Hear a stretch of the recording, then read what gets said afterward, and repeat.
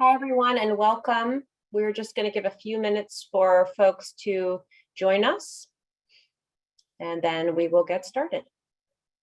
So hi, everyone, and welcome to our CDBG and CDBG CV rental relief primer.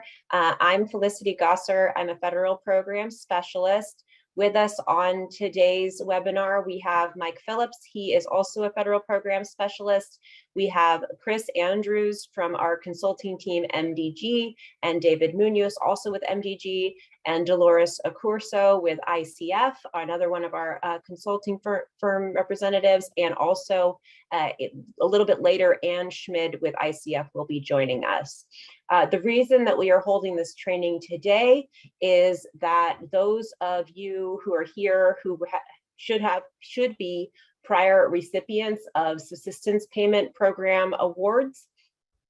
Many, I think the bulk of you received an award under CDBG CV, and you may recall that in around February of 2021, we suspended the use of CDBG CV subsistence payment programs for rental relief for beneficiaries because of the launch of the Emergency Rental Assistance Program, or CA rent relief, because we didn't want to have a duplication of benefits, and because the Emergency Rental Assistance Program was able to provide more assistance and more flexible assistance than CDBG was. That program ended as of March 31st, and so we were able to are letting grantees know and providing direction that grantees may reinstate rental assistance as an eligible use for beneficiaries under their existing CDBG and CDBG CV subsistence payments programs. So to run through that with us today about the policy considerations you may want to think about and the parameters for making that available in your funds is Chris Andrews. Chris, I'll pass the presentation over to you now. Thank you. Great, thank you so much, Felicity.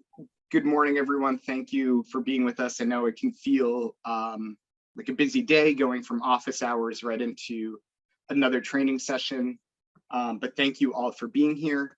I also want to apologize. I'm just getting over a little bit of a cold, so I apologize if I have any coughing or my voice is a little dry. Our goal today in this session is to provide a quick overview of what can be done with the rental relief program, what can be done with emergency grant payments, and highlight and review the rental relief tools that each CD has already put out.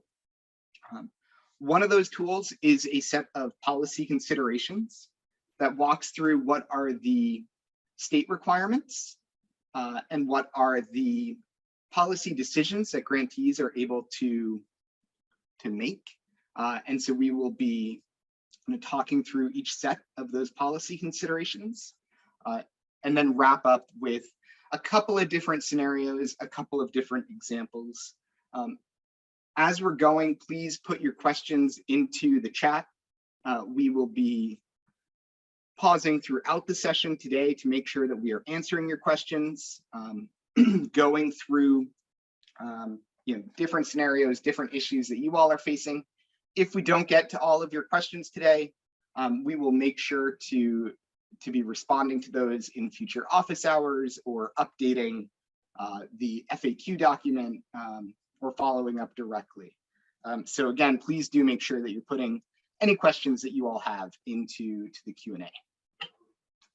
So we'll begin with the overview and a quick discussion of the different tools that have been built out.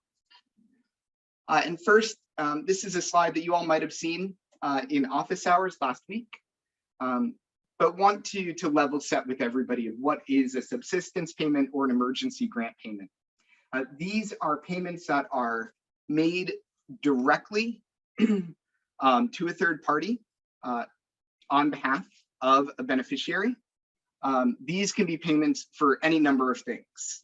It can be, for housing and utility costs. That's what we see most frequently. But it can also be things, such as clothing, food, transportation, or other costs. It's a really very broad category of what can be classified as an emergency grant payment. What's really important to keep in mind that these are time limited in nature. So under your regular CDBG program, those are limited to 3 months. And under CDBG CV, that is extended to 6 months. And the reason for limiting these payments and providing that 3 or 6 month limit is that CDBG cannot be used to make income payments to individuals or families. And so by limiting that period of assistance, HUD is able to justify that these payments are emergency payments and they will not be considered income payments. As we're talking about subsistence payments, I find it really helpful to look at the authorizing regulation and guidance for that activity or that program. And this is the guidance from the CDBG CV Federal Register Notice, which I think does a very good job of acknowledging the impact and need for this assistance and justifying the extension for a 6 month period. As we talk about COVID-19 tieback in a little bit, it's also really helpful to kind of look at what was HUD's language in authorizing and extending kind of that period of time as you think about kind of what might be ways that you're thinking about or looking at COVID-19 tieback. We also shared this slide last week, but also wanted to review it again here. This has been a question that's come up a couple of times between office hours and today. So wanted to make sure that we were touching on both again. Your requirements prior to launch include making sure that your Exhibit E of your standard agreement and resolution are allowing for subsistence payments in the form of rental relief. And Felicity, please correct me if I'm wrong, but my understanding is if your Exhibit E and your resolution simply says subsistence payments, it is assumed that rental relief can be included within that, right? That's correct. It can be more general as long as it didn't, as long as your agreement wasn't too narrow. So it cannot explicitly state rental relief as long as it doesn't explicitly state that only other uses of subsistence payments programs would be eligible. So if your resolution just said subsistence payments or emergency assistance payments, then that will be sufficient. And you would just need to update your program guidelines. And the second piece is, to Felicity's point, kind of making sure that your program guidelines are including rental relief. If when you prepared your application, you were preparing it only for a mortgage or a utility program, you will want to make sure that your program guidelines are updated to include your rental relief program. And in concert with this, and we'll talk about kind of the federal overlay requirements in a bit more detail later on in the session, but you also want to make sure that your rental relief program is in compliance with all of those overlays, with your environmental review requirements, with your LEP in terms of how you're marketing and doing your outreach for the program, in alignment with FHEO and all of the other overlays. And so with that, we are going to pause the PowerPoint and we are going to bring up a couple of these different resources just to orient everyone to what we're looking at. So the first document that I'll pull up that I hope everybody is seeing now is the rental relief policy considerations. I'm just going to give you all a quick high level because we're going to talk through all of the policy considerations as we go. But how these are organized is they are broken down by each category that each CD identified of wanting to establish policy considerations for your rental relief activity and identifies what is the HCD requirement. No matter what, you must do that. And then what is the grantee policy? This is where you have flexibility in how you are designing your program. I mean, I'm just going to scroll through this quickly. You'll see that continues through this through the document, right, for national objective, for unit eligibility. This is an example where each CD is not established a requirement or a threshold, but it is up to the grantee to establish that. And I think it's really important to keep in mind as we talk about it's up to the grantee to establish that. You have the flexibility of how you establish that, but you should be establishing it. In your program guidelines, you should be stating how you are considering what is considered an eligible unit for the program. These are elements that need to be defined in your program to make sure that you are, clearly stating what you can and can't be doing. The next document is a set of FAQs. These are FAQs that we will be updating on a regular basis. Again, as I said, some of the FAQs we hope to be updating from questions that you all are submitting here, and ideally building in more and more different scenario examples to understand how you can think about responding to different scenarios in those FAQs and how to be thinking about different requirements and different policies. And then the final document, we'll spend a little bit more time here, and let me just, as I click over to a new screen, oops, too much. Zoom in a little bit.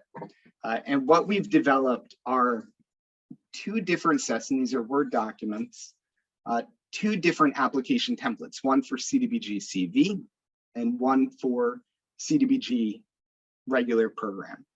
The intent of these templates are to be a jumping off point, if you so choose, in developing your application.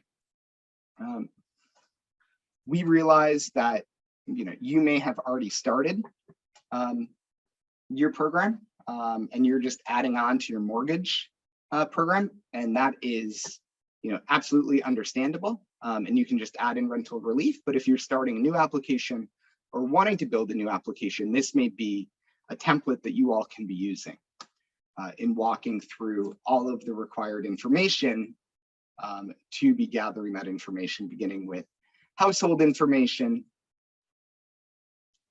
moving on to income verification,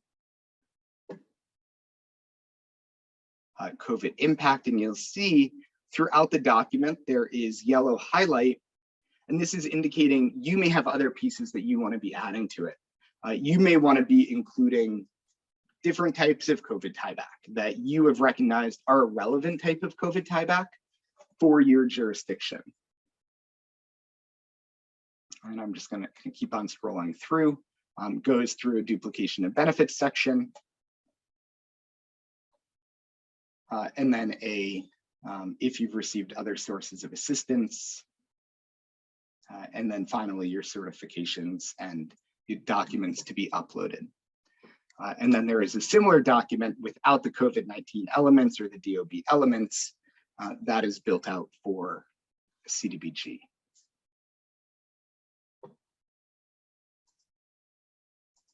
Come back to the PowerPoint deck. Felicity, before we move on to kind of the do's and don'ts and the policy considerations, anything you want to be adding here? I don't have anything else to add, but I would invite Dolores Accorso to add anything that she has, any thoughts she has, given that she's been on the ground working with our CB grantees and the grant administrators. Anything you want to point out, Dolores? Yeah, I just want to encourage all the grantees to feel free to reach out to the grant administrators if you have any questions about the language that is in your Exhibit E, if there's a need for potentially revising or amending, if you want to add the rental assistance, and then because you were specific in your Exhibit E as to what type of subsistence payments you were going to make, then you might have to do that, but work with your grant administrators. They're there to support you and help you. So I really encourage you to do that. And wherever possible, we're going to look with an eye to reducing the amount of revisions or amendments you'd have to make to your standard agreement, and as much as possible directing you to make changes in your policy guidelines. So that's what the grant administrators have been advised to do with Dolores's support. Exactly. Great, thank you, Felicity. Thank you, Dolores. And just want to pause here. I'm not sure if there are any questions that have come into the Q&A panel. I do see one. I can read it for you, Chris. Would that be helpful? Okay. Sure. So this is from an anonymous attendee that this person asks for subsistence. I can't remember the regulation right now, but I can pull it. It's my understanding that assets are not required to be subsistence as part of the income.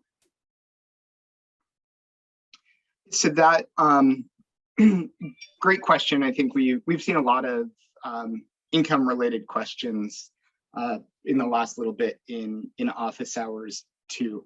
I think there is, this is a place where there is some conflicting guidance within the HUD program. I will say for myself, given that there is conflicting guidance, the approach that I have taken is to include assets when doing kind of the Part 5 income certification and going through that process. But I think if there are questions about this, and if you're thinking about your approach, it would be a great item to talk through with your grant administrator in thinking about how you're looking at income verification.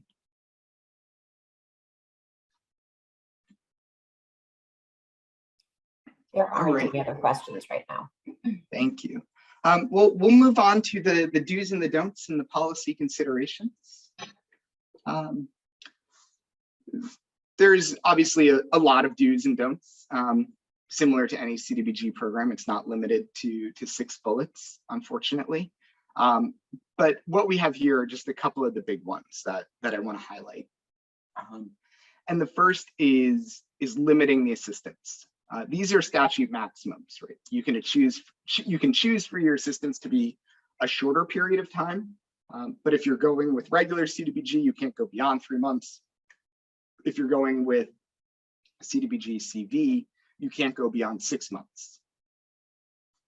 The second is verifying the landlord property manager. You want to make sure that you are identifying that the payments are going to the appropriate person.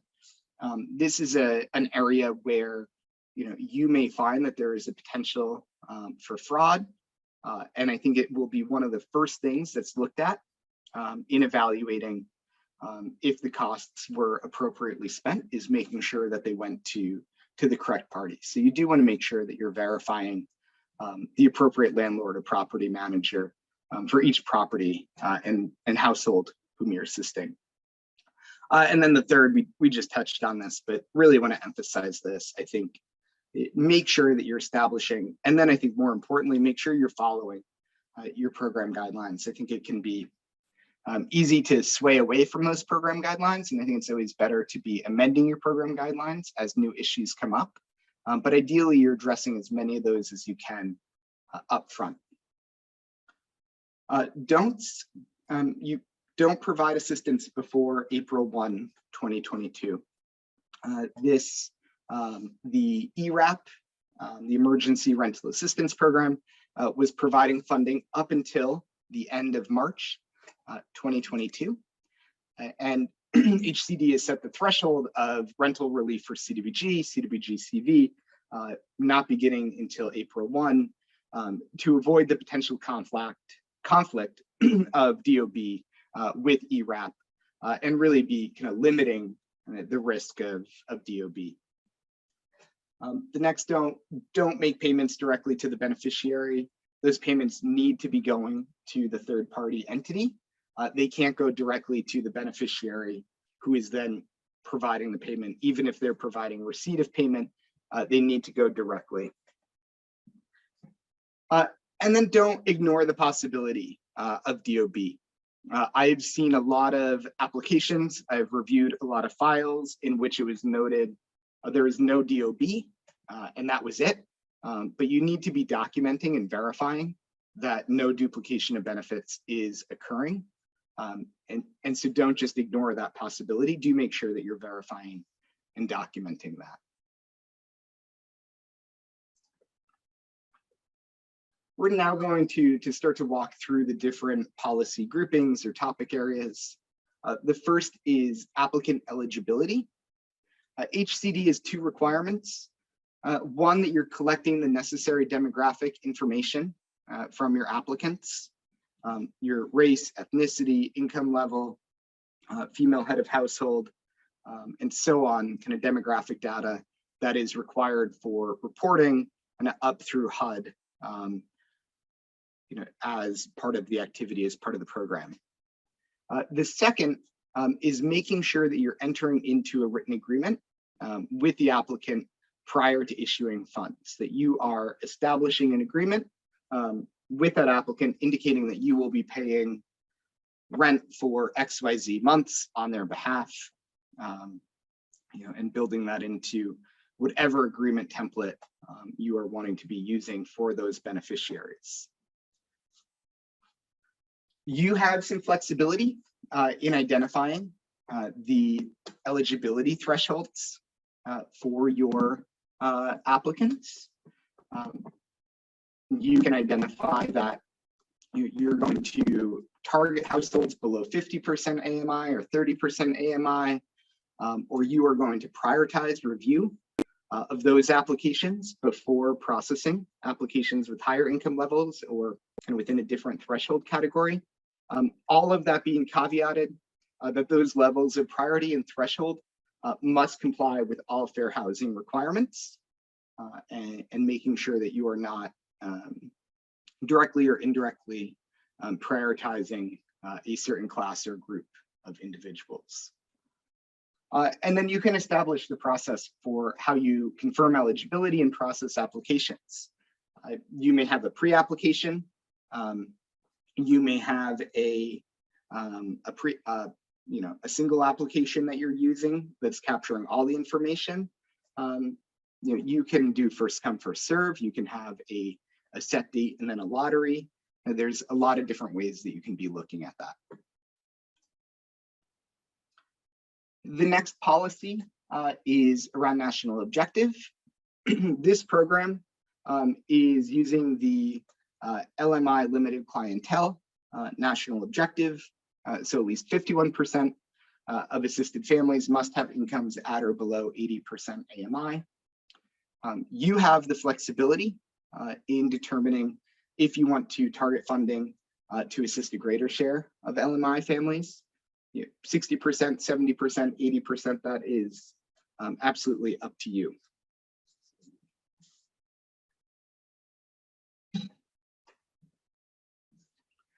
The next policy is on unit eligibility.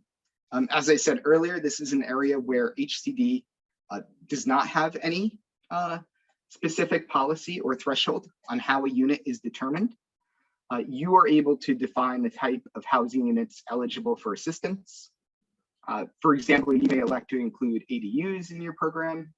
You may include mobile home lot rent as being eligible for rental relief. You can also choose to set habitability standards for the program. Because the assistance is not a housing program within the purview of CDBG, it is a public service emergency grant payment. Habitability standards are not required. But again, you can choose to add those if you would like. In terms of federal overlays, this is fairly straightforward, right? You must comply with all applicable federal overlay requirements. And again, I think I mentioned this earlier, but I would highly recommend that you double check the scope of your environmental review to make sure that it is either broad and says subsistence payment, or if it's not, if it just says mortgage or rental or whatever it may be, that you're revising that environmental review to now include your rental relief program. You also must maintain records and documentation, just as you do with all of your CDBG activities. And you must maintain and implement procedures to be protecting PII. I know, Felicity, we just kind of went through a lot. I want to pause here if we have any questions coming in before we go through the next few policies. Hi, Chris. Yeah, we do have a couple of questions. Let's see. First one is from Jade. The question is, are arrearages for rental assistance allowed so long as the assistance provided is not prior to 4/1/2022? Example, we receive a client with an invoice from May that includes rent for May, April, and March. We can pay for both May and April. Jade, that's a great question. Yes, you can.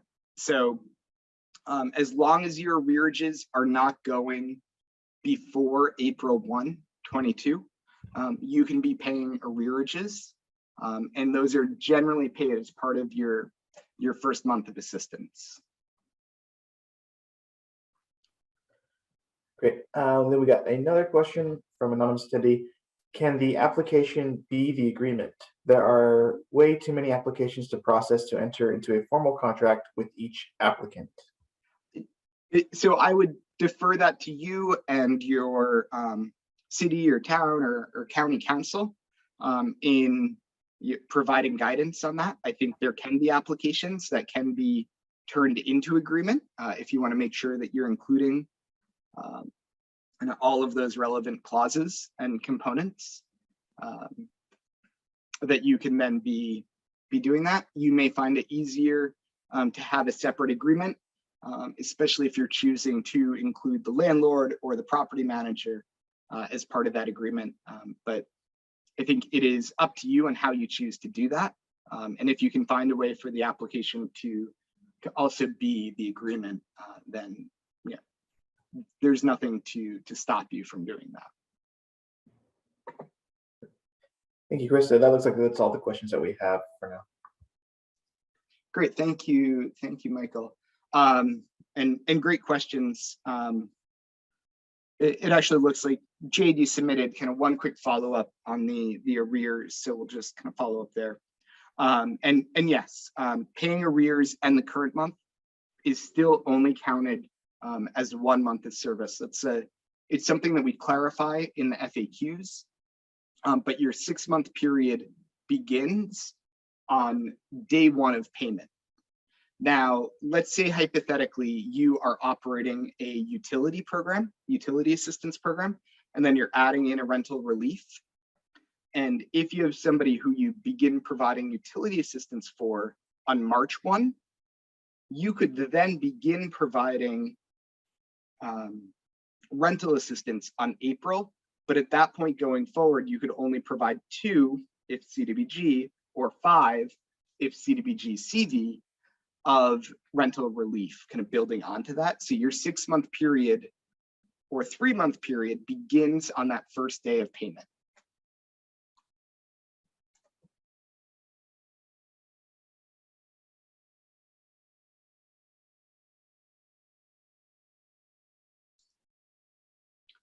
Moving to lead-based paint, and this is only applicable as we are looking at CDBG CV, right? Because there we have a program that is looking at being beyond 100 days, a 3-month period. We're limited to a 90-day period. And it is a requirement that for assistance that is more than 100 days, and again, to Jade's point, kind of that is beginning on day 1 of payment. So the arrearage period wouldn't be counting kind of as part of those 100 days. A lead-based paint visual inspection must take place. And moving down to the red text, I want to pause on this, and after I talk about it, I want to give Felicity a chance to expand on it. Assisting some households for a 6-month period and others for a 3-month period due to lead-based paint findings through that visual inspection. That does not comply with the state's fair housing and equity provisions for the CDBG CV program. So with that in mind, if you are interested in establishing how properties can or would be remediated if providing assistance for more than 100 days and they are not passing your lead-based paint visual inspection, HCD can provide TA on how a lead-based paint remediation program could be developed as part of your subsistence program activity. Felicity, anything you want to add there? You pretty well covered it, Chris. I think just a couple of clarifications that I sort of ran by Chris and he showed me this slide. One is just a note that basically if you do decide to run a 6-month program, it would need to be made available for anyone, and everyone would have to complete the form that would kind of walk that household and that unit through whether or not a lead-based paint visual inspection would be triggered or not. Not all houses, not all units are going to have that triggered, depending on when they were built and whether there are children in the unit. But you just would need to be ready for that for everyone in your program, and you can't pick and choose who gets the eligibility for 6 months of assistance versus 3 months of assistance. It's a fair housing violation.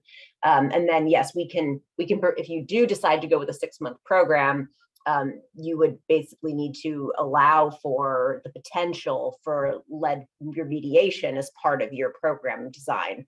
And so if you do decide to go that route so that you can offer that lengthier duration of assistance to households, we can give you TA on what that might need to look like. So just wanted to, that's all I have to augment. Happy to answer any questions in the Q&A too. That's all I've got, Chris. I guess Dolores, I always want to have Dolores chime in if she's got anything to add. Dolores, anything to add here? No, just again, a reminder, really what I'm going to always say to you is, work with your GA if you do need the technical assistance, work with your GA if you're considering doing the 6 months, have those conversations so that we can help you and provide you with the technical assistance you need. And this is one of those things that you want to think about early versus when it comes up as an issue. So do make sure you're thinking about that up front.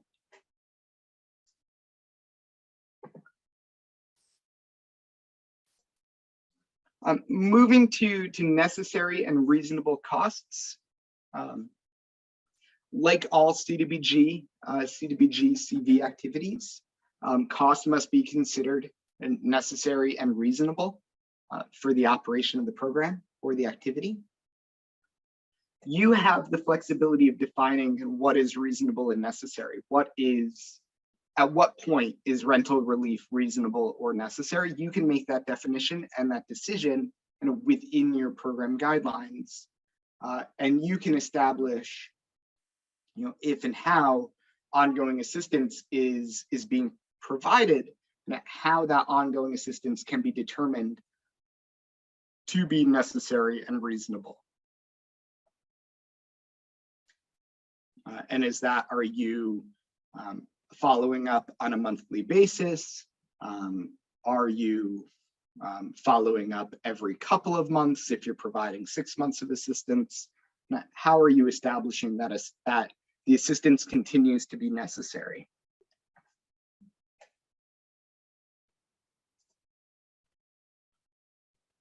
Period of assistance, the HCD requirements are quite straightforward, and we've touched on a couple of times already. 3 months CDBG, 6 months CDBG CV, and starting on or after April 1, 22.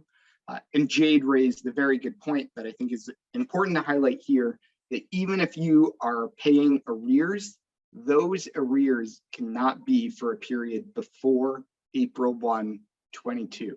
And any payment, whether current or past, needs to have been incurred on or after April 1.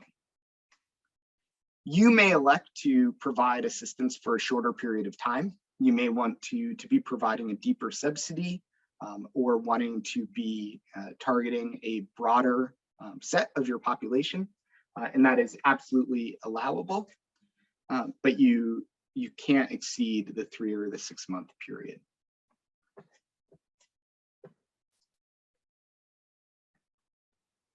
Next, talking about COVID-19 tieback, this is for CV only. Your funds must be preventing, preparing, or responding to COVID-19.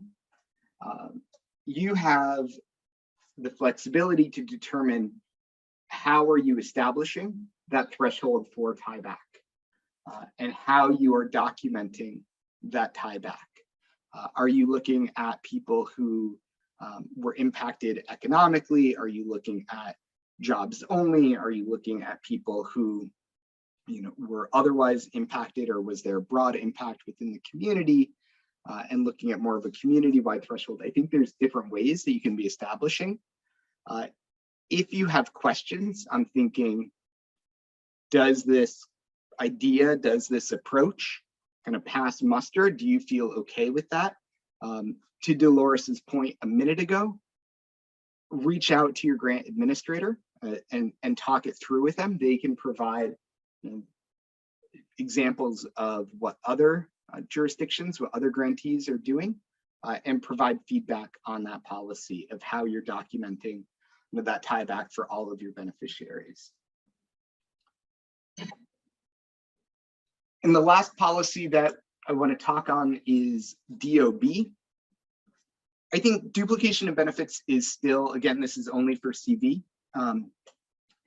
It is a relatively kind of new term for a lot of us who have not been in the disaster world before CDBG CV. And so I think it's always important to define it and just kind of level set when we talk about DOB.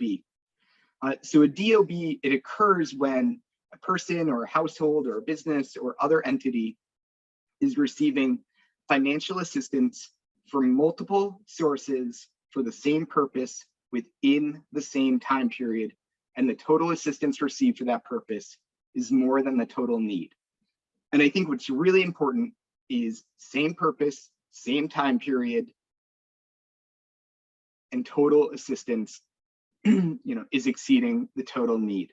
So you can absolutely have a scenario where somebody is getting funding through a local nonprofit, through a church, through another program, and that can pay one portion of their rent. Say that's $500 and rent is $2,000. The remaining $1,500 can be paid for with your CDBG CV funding, and that is not a DOB. You want to document the other funding coming in and document that you're not exceeding. But the only place that you want to make sure is if it was $500, rent was $2,000, and CDBG CV was paying $2,000. That's where you're running into a DOB scenario. You have flexibility.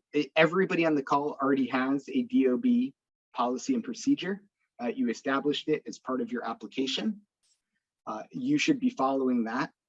If you are starting a rental relief program, you may choose to be amending that or updating that to include rental relief as you're increasing kind of a risk in this activity. Kind of rental relief has a higher risk of DOB than if you were doing a food pantry activity, or if you were doing other public service activities, transportation, or others. You may choose to use a subrogation agreement with your tenant or landlord, and that will document how you recaptured funding.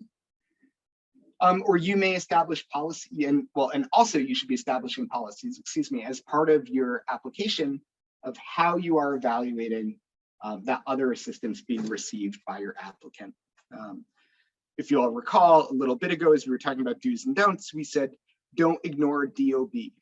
You can't just document in the program file and the client file that no DOB exists. You want to be able to have something backing that up and supporting that a DOB does not exist. And so you need to make sure that you're including that and documenting that in your client file.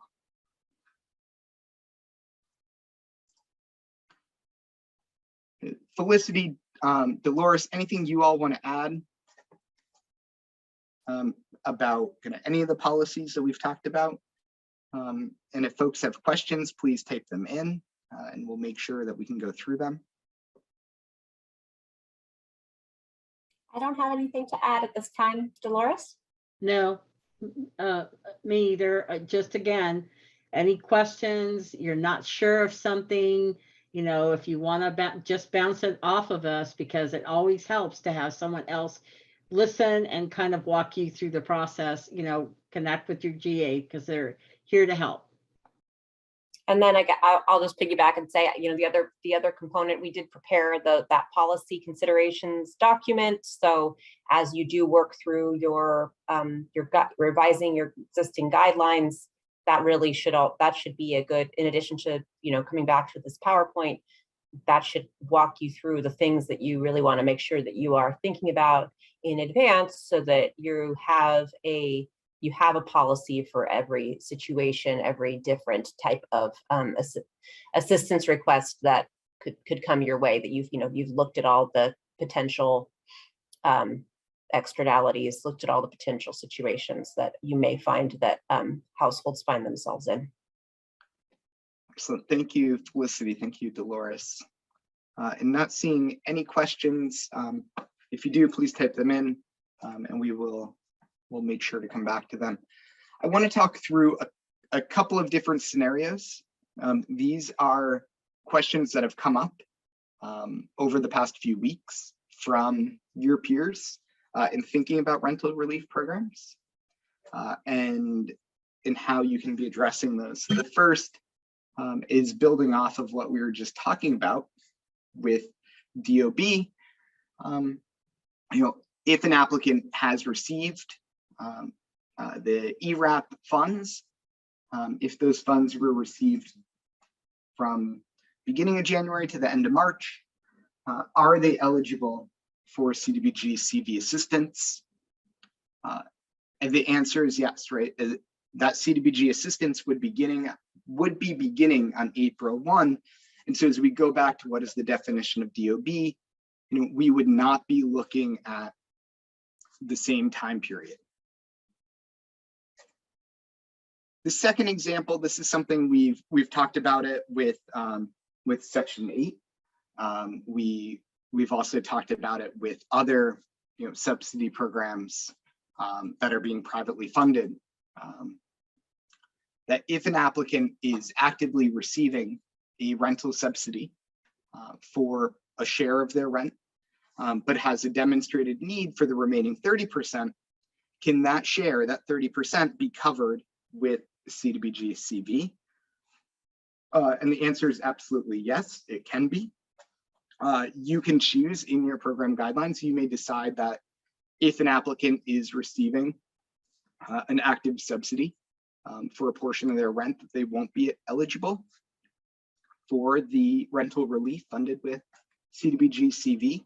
But you can also choose to be funding that gap and making sure that that individual is whole and you're addressing their need. And that can be an eligible expense.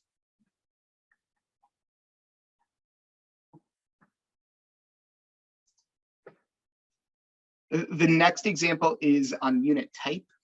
And if under CDBG or CDBG CV, can assistance include the cost of renting a mobile home space if that family owns the mobile home?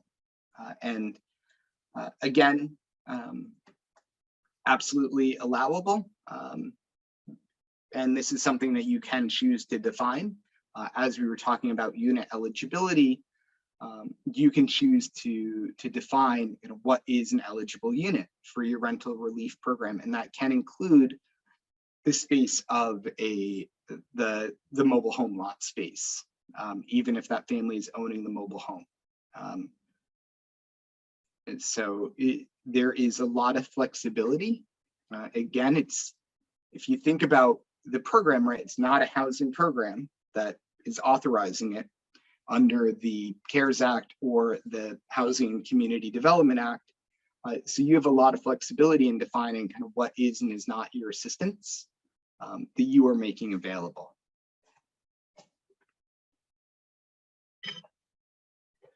And then the final scenario that I wanted to talk about is period of assistance. I think there has been some confusion and just want to clarify, we touched on this already, but clarify again here. If the assistance needs to be set to the maximum allowable period, that 3 or 6 month period, and no, you can choose to keep assistance to 1 month, to 2 months, to 3 months, however long you want to be setting that, so long as you don't go above and beyond the 3 or 6 month limit. I think the important thing to hold is that it is a 6 month consecutive or 3 month consecutive period. So you may find it hard if you begin with 1 month or 2 months to then, if you decide down the road to go back and add more time, you are likely precluding your initial set of applicants from benefiting from that full period of assistance, because that 6 month consecutive clock begins on day 1 when they are receiving their first emergency grant payment.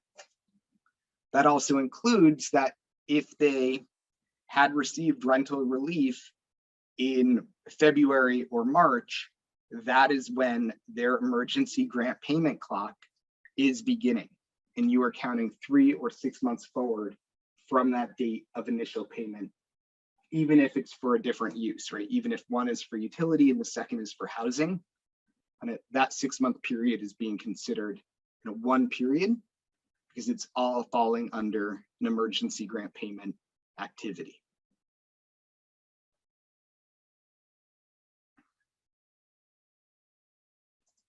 And that is all we have for you today. If you do have questions, please put them into the Q&A. Felicity, anything that you want to add?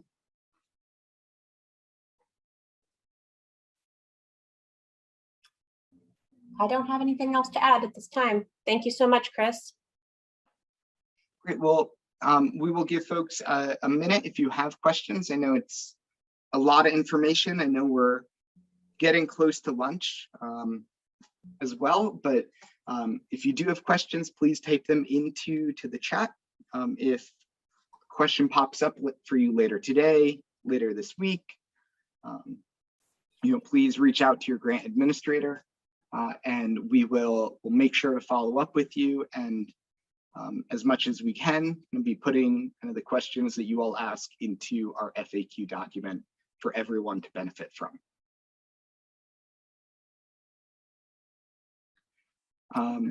Just popped in. Oh, sorry. Go ahead, Mike.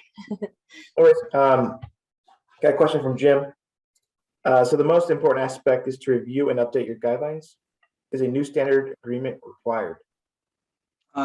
Jim, great question. So I think correct. Step 1 is reviewing and updating your guidelines, so you have a new set of guidelines to follow.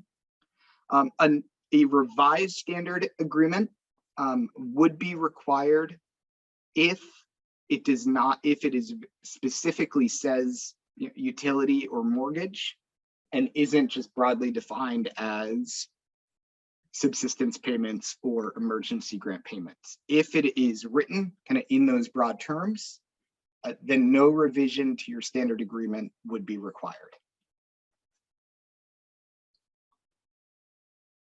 Thank you, Chris. I did get a question in the chat from Sharice. Can I receive a copy of the PowerPoint presentation? And the answer to that was yes. I think Chris's team is going to be doing ADA remediation on those, and then I'll send them out to all of the registered attendees today, and then we'll also post them to our website. And we will also be posting this recording as well, correct, Mike? Yes. And Sharice, in the meantime, I would direct you to the management memo, the policy guidelines that are online on our website, and the FAQs, because a lot of the material that was provided verbally today by Chris is there. So you should have a good starting place by looking at those materials. And I don't know if we put the link to that in the chat yet. It doesn't look like we did. So maybe we should just do that while we're waiting for additional questions to come in. I'll get it up there. Great, thank you, Felicity. Mhm. Yeah, everything that we've talked about of policy considerations today, that is all included in the, in those resources that Felicity highlighted.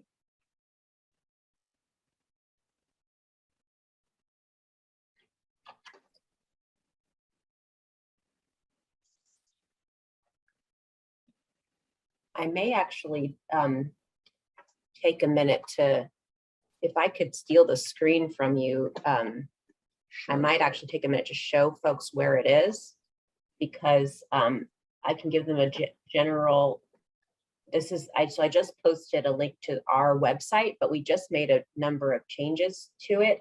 And so I think it's worth showing you exactly where these materials live. So if you, oops, I thought I was sharing and I'm not. Okay, now can you see my screen? Yeah, we can see it. Okay, so if you go to, if you just type in hcd.ca.gov, or you follow the link that I sent you, if you go to hcd.ca.gov and then go to active programs, and then scroll down to these tiles here, view community development block grant. And this looks different than it used to look. There's a resources tab here. And within the resources tab, there are management memos on a variety of topics. And you'll see that the one at the bottom, the most recently published management memo, is on the rental relief program. So this is the management memo, the FAQs, the policy guidance, and the 2 sample template applications that you can use to develop your own. So just wanted to give you the map to getting to those. Okay, I'll stop sharing now.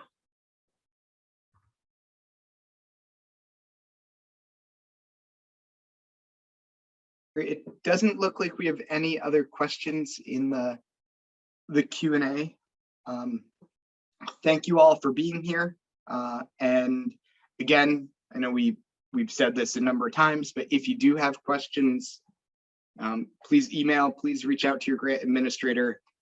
We know this is a lot to stand up a program pretty quickly. And you're also wanting to meet the needs of your communities as the ERAP program is sunsetting. So we are happy to help in whatever way we can in supporting you to get those programs up and running. Thank you all for being here and joining us for this hour.